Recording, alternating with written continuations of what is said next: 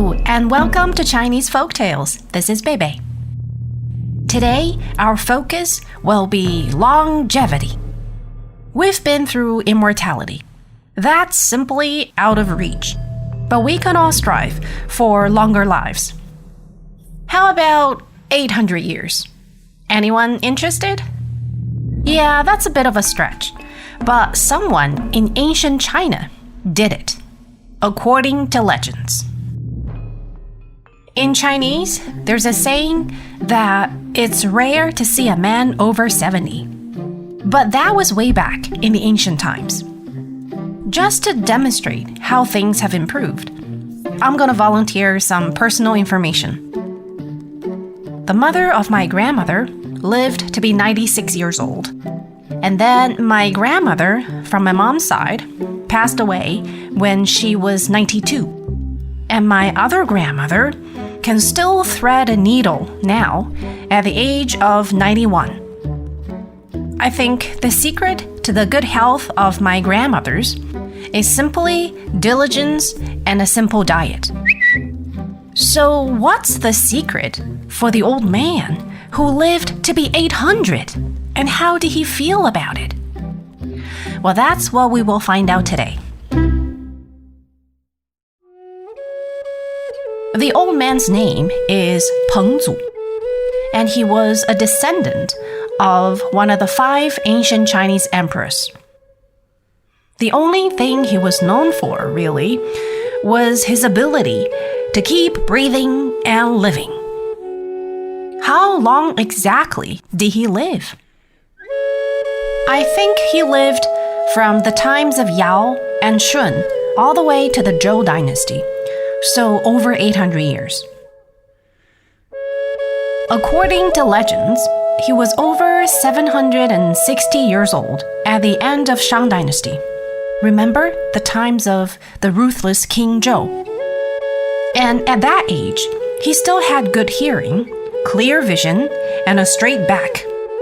Looked about 40 or 50. What kind of lifestyle did he have? He liked quiet, and he lived to travel.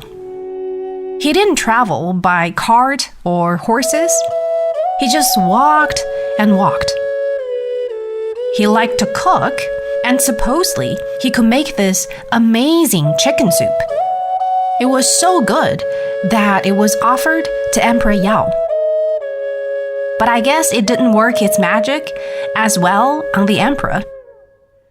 So people believed that his longevity has something to do with his diet and the habit of taking long walks.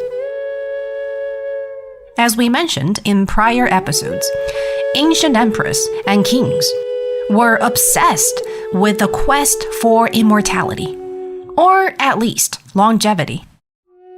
They dreamed to become immortals and live forever, probably so that they could rule forever. Kings from the Shang dynasty even asked Peng Zu for his secret for good health. So what did the old man say, besides the long walks and the secret chicken soup recipe? Something quite sad, actually. Peng Zu replied, "Maybe there are secrets for longevity, but I don't know much and can't really say.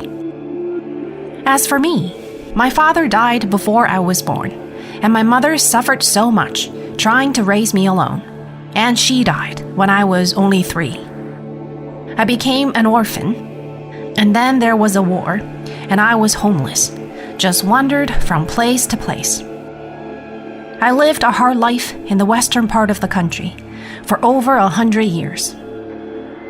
I've been married 46 times, and all of my wives have died, either from old age or from sickness. I've had 54 children, but they have all died too. I do live a longer life than everyone else, but I've suffered so much more. So many goodbyes and so much sadness. What's the happiness in living such a long life? I suffered so much when I was younger, and now I'm getting old and don't feel as strong. I don't have much time left, and I don't really have any secrets for a long life." The old man left not long after saying all this, and no one knew where he went. He lived on for a few more decades before passing at over 800 years of age. I guess it's not scientifically possible for a human being to live for 800 years. Maybe this ancient character and his story is to show us the downside of living a super long life. So many goodbyes, loneliness, ups and downs, and in 800 years, one is bound to go through wars and other disasters. But anyhow, people are still in quest of longer and longer lives, and Peng Zu has come to be regarded as an immortal, one of the few who turned from mortal to immortal in Chinese history. Another such character was named Dongfang Shuo, a writer and Taoist magician of sorts during the Han period, over 2,000 years ago. The method he used was a bit shady, though. Remember the peaches of immortality from the orchard of the Queen Mother of the West? Dongfang Shuo stole them, the peaches, 3 times. So supposedly, he lived for some 18,000 years. And that's why paintings of Dongfang Shuo stealing peaches make a good birthday present for Chinese elderly. So both Peng Zu and Dongfang Shuo were males. What about females who lived for a long, long time? One was the Magu fairy, who lived to see the sea turn into mulberry fields 3 times. And supposedly, she had been to birthday celebrations for the Queen Mother of the West. That's a huge deal. So for birthday celebrations for female elderly, it's not unusual to see the image of Magu fairy somewhere, though I don't really know what she looks like. Both Dongfang Shuo and the Magu fairy had connections to the Queen Mother. Maybe because the Queen Mother had both the peaches and pills of immortality. If you're ever invited to attend the birthday celebration of a Chinese grandma or grandpa, peaches, whether real ones or as a cake or a bun, would be a good gift to bring along. Besides the few characters that we mentioned today, there are 8 others, like a gang of immortals who are also household names in China. Who are they? What are they known for? Well, we'll get to that in our next episode. So that's it for today, and hope to see you next time. Bye!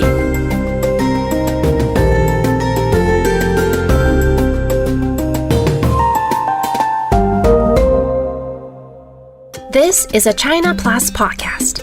Special thanks go out to Sanlian Zhongdu for their help in creating the content for this show. If you like the podcast, please give us a rating. And be sure to subscribe wherever you listen. If you've got any questions or feedback, please feel free to contact us via email at podcast@cri.com.cn or find us on Twitter, China Plus Pods.